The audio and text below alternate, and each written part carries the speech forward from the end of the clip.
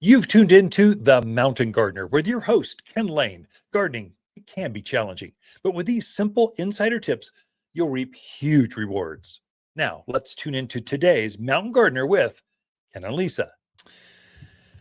So I wrote an article that might be of interest to some of you. You'll have to go download it or track it on our website, but it's simple steps to healing drought-sick gardens. So if your plants are looking stressed, water over, under, they're just kind of off, take a look at that. It's last week's garden column.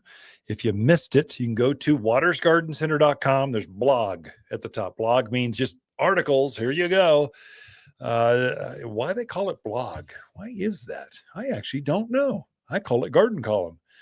But there's photos, descriptions on how to help drought-sick plants. Take a look at that. So if you go to watersgardencenter.com and just go to blog at the top, it'll be the very first article right there. Growing 5 different garden lavenders. That's the next one. 10 flower trends you'll see everywhere this year. I describe the different kinds of gardeners there are as far as flowers go. Growing crepe myrtles, which they're all in bloom right now. They're spectacular butterfly friendly herbs for the garden. 7 flowers sure to help Prescott butterflies. So that's the garden columns. It's there to be a help. It's not a sales pitch. I'm not big into selling stuff over the airwaves or in my garden columns. I'm there to be helpful, come alongside neighbors. The philosophy is, my name's Ken. We're just neighbors talking over the fence. This is working in my backyard. It'll probably work over in your backyard too. Or I'm seeing this. You might want to look for that. There's bugs out. Or there's animals. Maybe you should. Here's some tips for that. That's my garden voice, or what I'm trying to get across for you. So hopefully, my goal is every show you can take 3 things that will be used in the garden, like this week, that will make a difference, like right now. That is the goal of everything that we do. The garden center here, they don't even try to sell you stuff. We try to inspire, show things off. That's why it feels like a botanical garden. We don't want to, it's not just stuff lined up in rows and beds. It's made to these are companion plants. They go together. Don't they look good? Let's help you design that. We are there to help like a pharmacist. You know, you got sick plants. Here, you want this. Here's the best antacid. This is the one that's going to work. This is the bug we're seeing. This is how you fertilize things. That's the goal. I don't need to sell things. We've been doing this 63 years.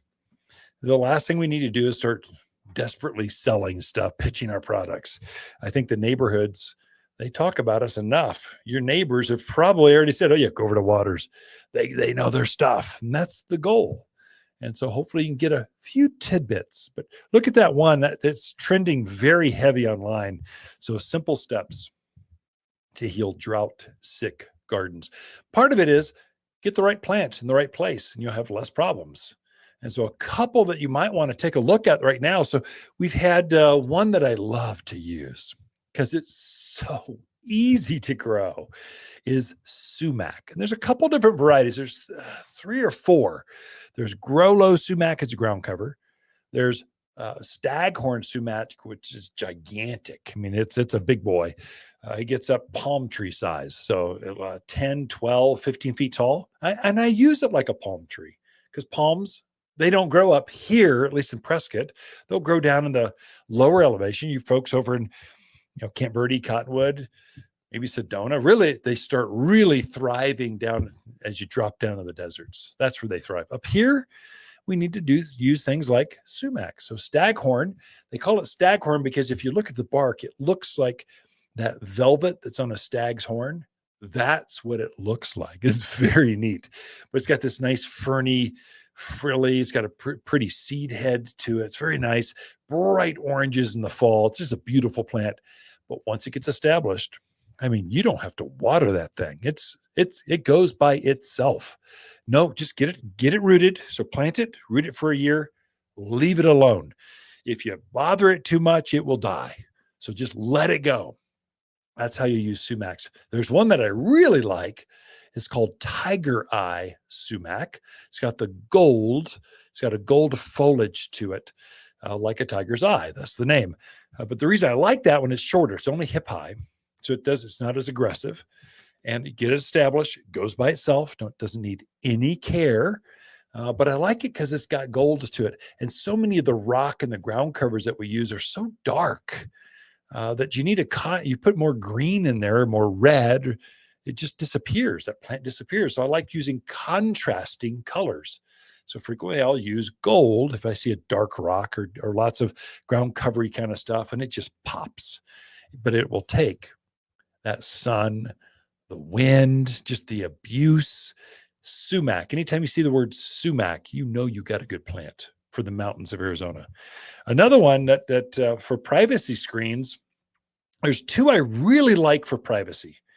If you got a big evergreen shrub, I want it to be solid. I don't want to see anything behind this. I want to sit here by myself in my own world. I don't want to see any world go by. I just want the thick plants. There's two that I use often. One's called Silverberry, like the color silver and gold. Silverberry.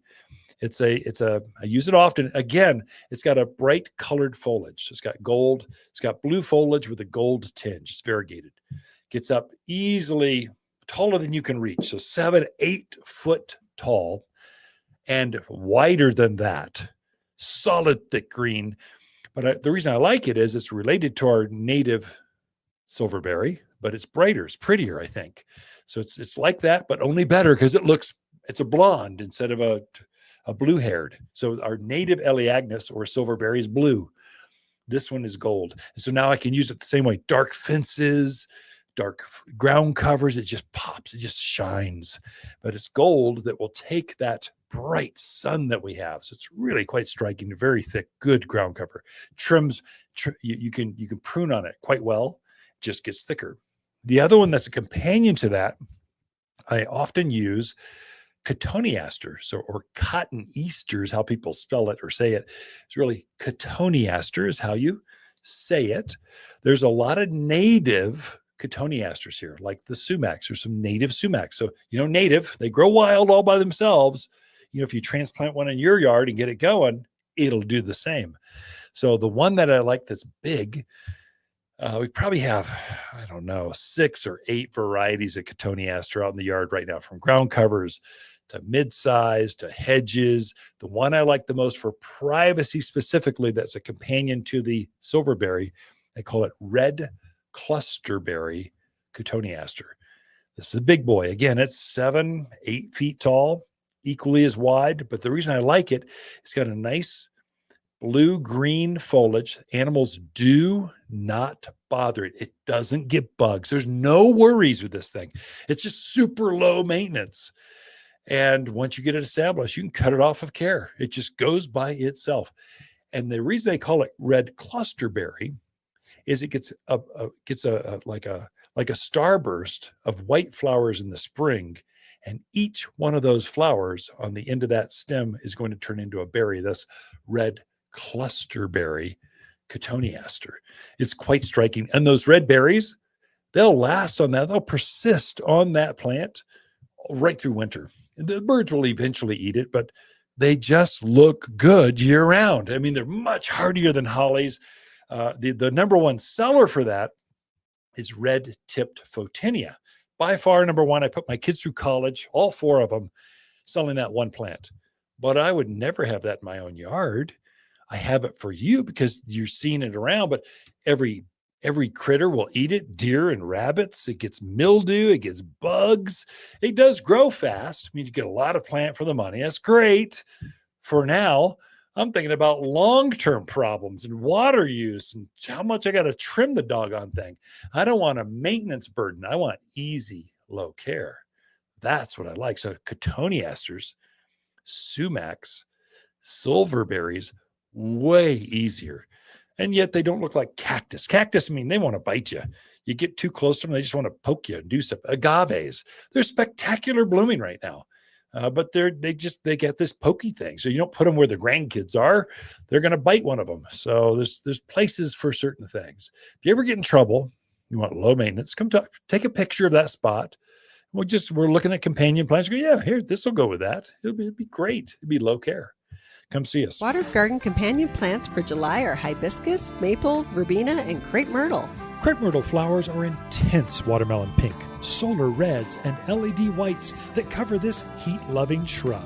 Plant where you enjoy its beautiful multicolored bark and sinuous branches up close. The flowers show against forest green foliage that turns red and orange in autumn. Growing to just head height, every yard has room for at least one, and only available for summer planting here at Waters Garden Center in Prescott. For a more fruitful garden, increased success in the landscape that just feels better, then tune in daily to the Mountain Gardener podcast. Subscribe through your favorite podcast streamer or visit watersgardencenter.com.